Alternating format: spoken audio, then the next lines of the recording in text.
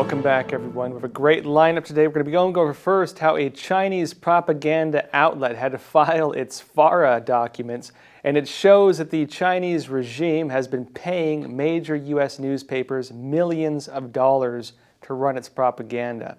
We're also going to be going over the Crossfire Hurricane investigations, this whole scandal around this Trump-Russia investigation, and some of the investigations of the investigators that are now moving forward. We have a great lineup as well, some other stories. Stick around.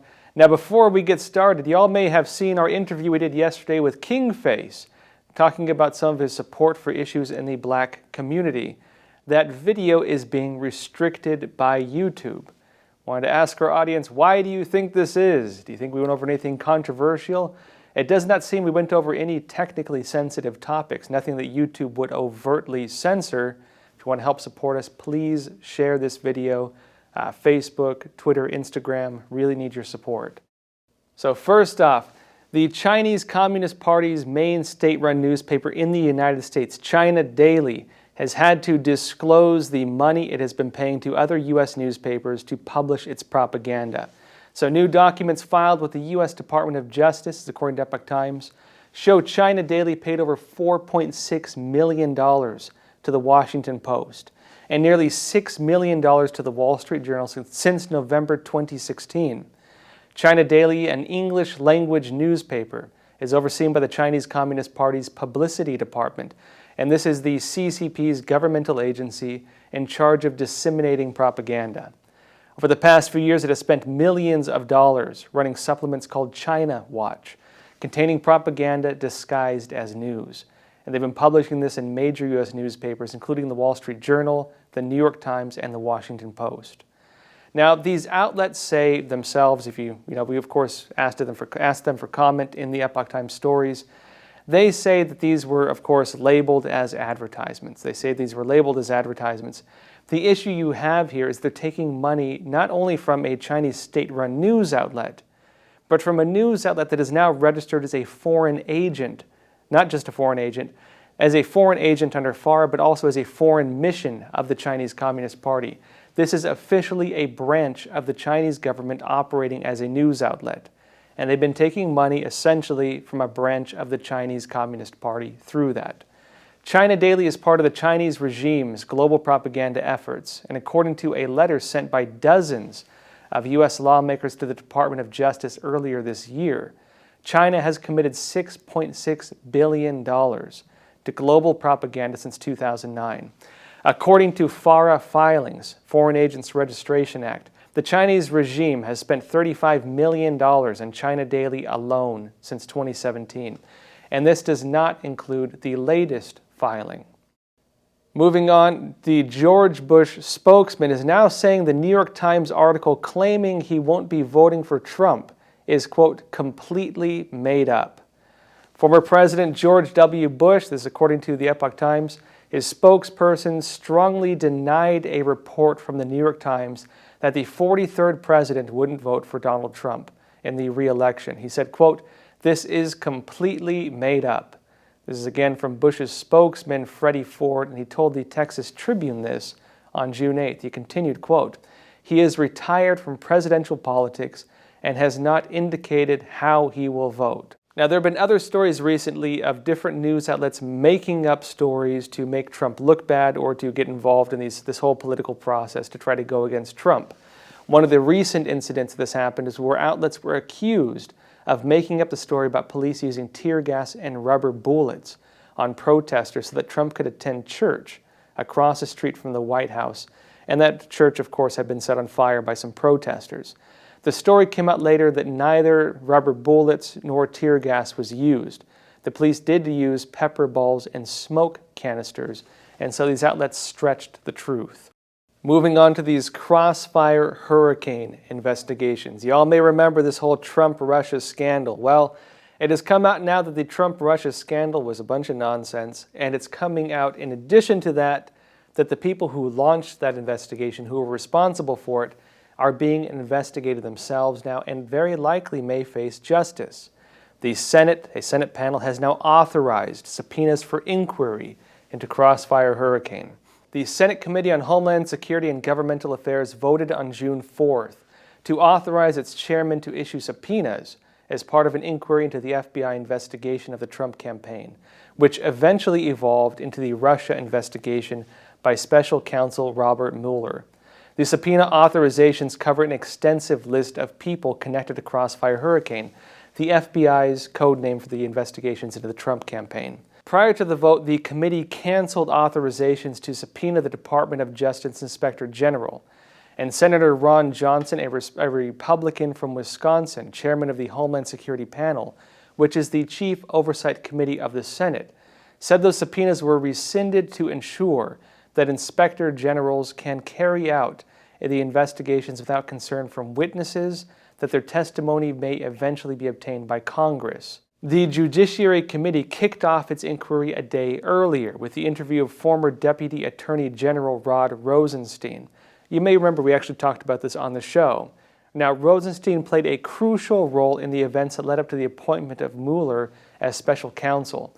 And Rosenstein told lawmakers that he wasn't aware of a number of exculpatory details about the targets of Crossfire Hurricane at the time he authorized the renewal of an application for a warrant to spy on a former Trump campaign associate.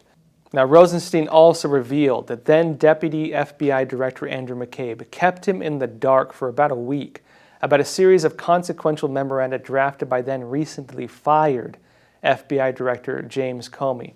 We'll show a clip of what he said here.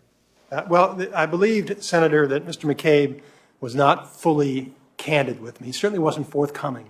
In particular, Senator, with regard to Mr. Comey's memoranda of his interviews with the president and with regard to the FBI's suspicions about the president, Mr. McCabe did not reveal those to me for at least a week after he became acting director, despite the fact that we had repeated conversations focusing on this investigation. Now, McCabe, however, is saying differently. He said in a statement read by Senator Graham at the end of the hearing that Rosenstein claims are, quote, completely false. Here's a video of McCabe.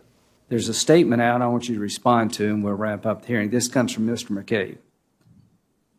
Mr. Rosenstein's claims to have been misled by me or anyone from the FBI regarding our concerns about President Trump and the Trump campaign's interactions with Russia are completely false.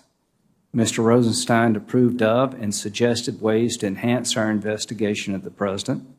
Further, I personally briefed Mr. Rosenstein on Jim Comey's memos describing his interactions with the president mere days after Mr. Rosenstein wrote the memo firing Jim Comey. And so again, Rosenstein said that McCabe was not forthcoming with information to him. Rosenstein based on the information he received, he appointed special counsel Robert Mueller to launch this Trump-Russia investigation. And so the basis of that investigation was based on this Rosenstein's call, based on the information he was given by the FBI. McCabe says that Rosenstein is being dishonest. And so which one of them is telling the truth? Which one of them is lying? We're going to have to see as this goes forward. Now, this may be important, very important going forward, and I'll tell you why. Now, let's move on to another story. Senator Lindsey Graham says he's been denied access to FBI agents who met with key Steele dossier's source. Graham, the chairman of the Senate Judiciary Committee, told Fox News Sunday Morning Futures on June 7th that he had made requests to interview the FBI agents who met with the primary source of former British intelligence agent Christopher Steele, the writer of the Steele dossier, but he has so far been denied by the FBI.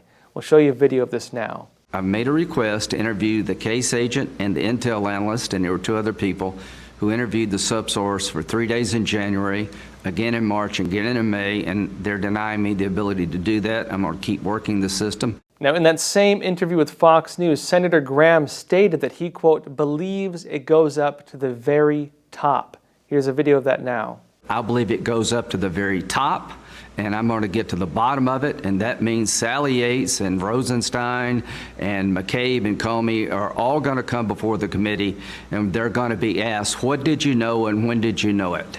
This means that major officials, top-level officials in the Obama administration are being called in for questioning about possible crimes they may have committed. and some of these individuals may go to jail, according to Graham himself. Now, moving on, China is increasing its hostility and military threats. We have here first off, South China Morning Post. China has mobilized thousands of troops and armored vehicles near the border with India. Its main propaganda networks have been showing videos of this pretty broadly. China has mobilized thousands of paratroopers, armored vehicles, and equipment in a military drill, saying they could be deployed, quote, within hours to the border with India and the Himalayas. And so again, they're calling this a military drill. They're calling it a drill. But in that same breath, they're saying that they could be deployed within hours to the border region where they're having this conflict with India. This is being taken in context of its increasing hostilities with India right now. And so this is being interpreted by many Indian news outlets as an open threat against India. Now, in addition to this, Chinese fighter jets have buzzed Taiwan's airspace after a US C-40 has reportedly flown over the island. Now, this flight marks the 9th time this year the Chinese military aircraft has been seen close to Taiwan's airspace. And the US-China Cold War is here, according to CNBC. And it says Beijing may start targeting Washington's allies. And so it states, quote, things will get worse, perhaps much worse, before they get better. Decoupling is underway. This is according to Dan Inkinson, director of the Herbert A. Stiefel Center for Trade Policy Studies at the Cato Institute. And he's referring to an economic split between the world's two largest economies. And it continues, quote, Beijing could also start targeting America's allies as it embarks on what analysts call the, quote, wolf warrior diplomacy. And we have here as well, the NATO chief is urging nations to stand up to, quote, bullying as China's power is rising. And it says here, quote, NATO's chief has warned that China is, quote, multiplying the threats to open societies and individual freedoms, as he urged like-minded countries to join the military alliance to stand up against, quote, bullying and coercion. And so what do we see here, the broader picture of this? The Chinese regime is under fire from all directions. There are many countries, not just the US, decoupling from China. Japan, India, the US, many other countries pulling their supply chains out of China, pulling businesses out of China, even paying in some regards, like in India and Japan, paying companies to leave China. In addition to that, there are global calls to investigate the Chinese regime for its, involvement in covering up the spread of this new coronavirus, this CCP virus, and how the CCP may have misled the world at every step of the way on this. And not only that, how they compromised organizations such as the WHO, which was repeating its propaganda the whole way through. There is a lot of pressure against the CCP, and it is now responding with open hostilities, military threats, and there's talk now of Cold War. So this is where things are at. Where things go from here, we'll have to see, but again, we'll be covering this as things move forward. That said, folks, again, if you haven't already, please don't forget to like and subscribe. We're going to be continuing these broadcasts Monday through Friday. We're also going to be continuing our virus coverage. We haven't forgot about it. Actually, we're going to be talking about some of the reopenings and what's going on with that. And as things reopen, how lawsuits against governors for possible abuses of power may be following on the footsteps of that. And again, also, this channel is being censored. The video we did yesterday interviewing Kingface is being restricted by YouTube. The ads are being restricted. A good question is why that is. We did not violate any of the standards YouTube has in doing that video. Why did they censor it? Leave your comments below. Let us know why you think that may have happened. Look forward to hearing your thoughts. Now again, folks, please take care of yourselves. Stay healthy, stay safe. We'll see you next time.